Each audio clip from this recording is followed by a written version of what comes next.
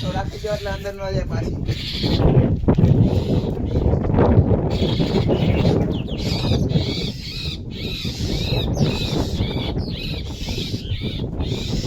બોલું તો એ ગયું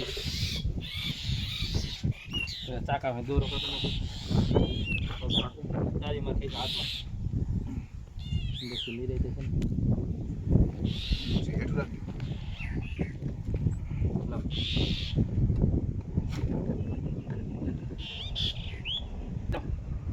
કેટલા દિવસથી આ પંખીનો પગ ટૂંકમાં દોરામાં અટવાઈ ગયો હોય છે.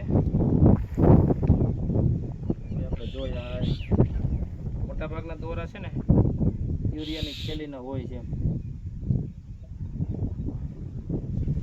ગઈકાલે નજરમાં આવ્યું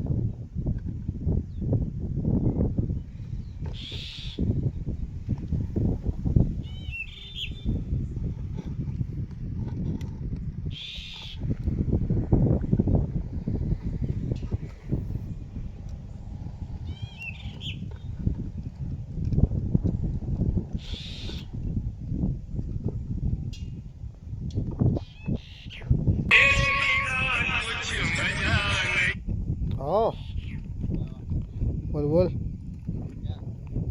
સાઈડ જાજો દોરો છે બેઠા કાંઈ નહીં અહીંથી મૂક ના કરે ને કરી જાઓ પગમાં બહુ જાજુ શું આજે આજા લાખો તો કરના થોડા ફોન ઓ હે કેટલા દીઠા શોધી છે પાકી ગયું છે થોડું પગ.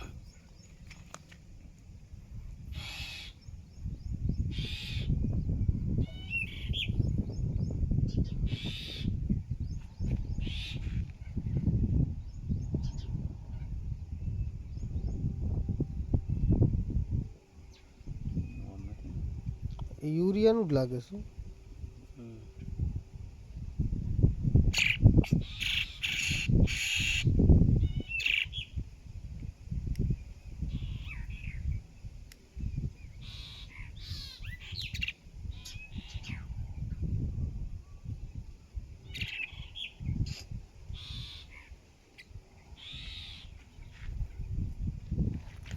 તો મિત્ર આ મોટા ભાગના આ યુરિયાની થેલી હોય ટૂંકમાં આપણે ખાતરની જે થેલી હોય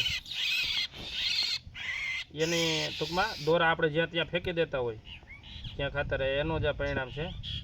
કેટલા દિવસથી આવી છે એ ખબર નથી. ટૂંકમાં હાવ જો પગ ઓલો થઈ ગયો છે.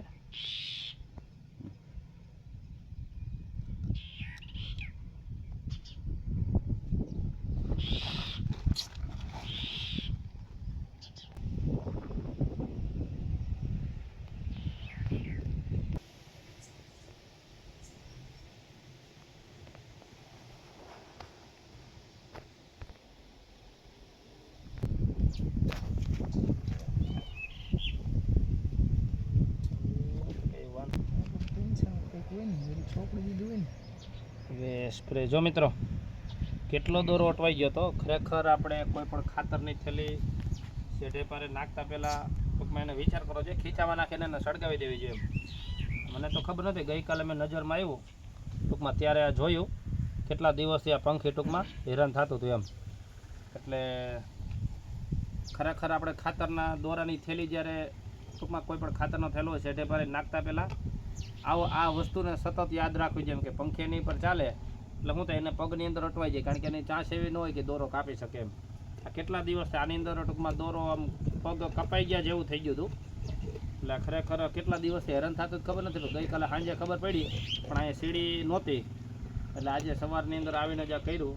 ખરેખર અત્યારે એટલું બધું કદાચ હજી વાંધો નહીં આવે પણ ખાતરની થેલીના દોરા જ્યાં હોય ત્યાં ફેંકતા પહેલાં આપણે વિચાર કરીએ કારણ કે પ્લાસ્ટિક હોય સડતું નથી. એમાં કેટલું આ બચવું હતું કેટલું હેરાન થતું હોય છે. કેટલા દિવસથી એક પગેથી બહાર નીકળવાની માળાની અંદરથી કોશિશ કરતું રહે. સ્પ્રે હોય તો જોઈ લઈ.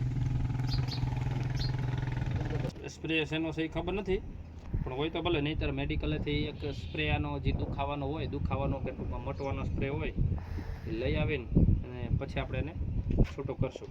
નમસ્કાર.